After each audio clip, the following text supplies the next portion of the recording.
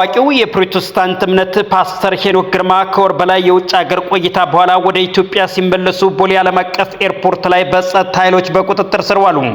የእስሩ መነሻ ለፓስተሩ መታሰር እንደ ምክንያት ተጠቀሰው ከወራት በፊት በሰሜን ሸዋ ሰላሌ ህዝብ ላይ የሰነዘሩትና በወቅቱ ከፍተኛ ህዝባዊ ቁጣ ቀስቅሶ የነበረው ጸያፍ ንግግር እንደሆነ ተረጋግጧል። ፓስተር ሄኖክ በወቅቱ በሰጡት አወዛጋቢ አስተያየት ምክንያት ከማህበረሰቡና ከተለያዩ አካላት ከፍተኛ ውዝግብ ሲደርስባቸው እንደነበር አይዘነጋም። ግለሰቡ የተፈጠረውን ህዝባዊ ቁጣ ተከትሎ በቪዲዮ የይቅርታ መልእክት አስተላልፈው ነበር። በተጨማሪም ጉዳዩ በባህላዊ መንገድ ለመፍታት በአባገዳዎች በኩል ሽምግልና ተልኮ የይቅርታ ሂደቱ እየታየ እንደነበር መረጃዎች ያመለክታሉ።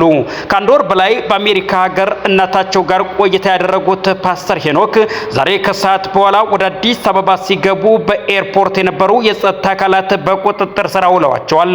በአሁኑ ሰዓት በፌዴራል ፖሊስ ቁጥጥር ስር የሚገኙ ሲሆን ወንጀሉ የተፈጸመበት ወይንም ቅሬታ የቀረበበት አካባቢ በመሆኑ ለሰላሌ ፖሊስ ተላልፈው እንደሚሰጡ መረጃዎቹ ጠቁመዋል። ኢራን ለትራምፕ ማስጠንቀቂያ ምላሽ ሰጠች። የአሜሪካው ፕሬዝዳንት ዶናልድ ትራምፕ በኢራን ላይ ዳግም ዛቻ መሰንዘራቸው ተከትሎ የኢራን መንግስት ፈጣንና ጠንካራ ያጸፋ እርምጃ እንደሚወስድ በማሳሰብ አስገራሚ ማስጠንቀቂያ ሰጥቷል። ፕሬዝዳንት ትራምፕ የኢራንን የኒውክሌር መርሃ ግብርና በቀጠናው ያላትን ተጽዕኖ ለመግታት ከባድ እርምጃ ሊወስዱ እንደሚችሉ በድጋሚ ገልጸዋል። ይህም ዋይት ሀውስ በኢራን ላይ የነበረው ከፍተኛ ጫና የማሳደር ፖሊሲ በይፋ መመለሱን ያሳያል ተብለዋል። የኢራን ከፍተኛ ባለስልጣናት አሜሪካ ለምትሰነዝረው ለማንኛውም ጥቃት ወይንም ወታደራዊ ትንኮሳ በደቂቃዎች ውስጥ ምላሽ ለመስጠት ዝግጁ መሆናቸውን አስታውቀዋል።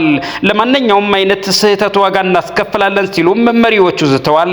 ይህም የቃላት ጦርነት በመካከለኛው ምስራቅ በተለይ በሆርሙዝ የባህር ወሽመጥና በሌሎች ወሳኝ የንግድ መስመሮች ላይ የጸጥታ ስጋት ደቅኗል።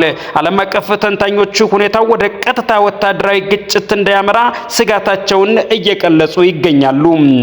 የተወደዳችሁ የዞላ ኒውስ ቤተሰቦች ስለተከታተላችሁን እናመሰግናለን። በእኛ በኩል ሰናይ ጊዜ ይሁንላችሁ።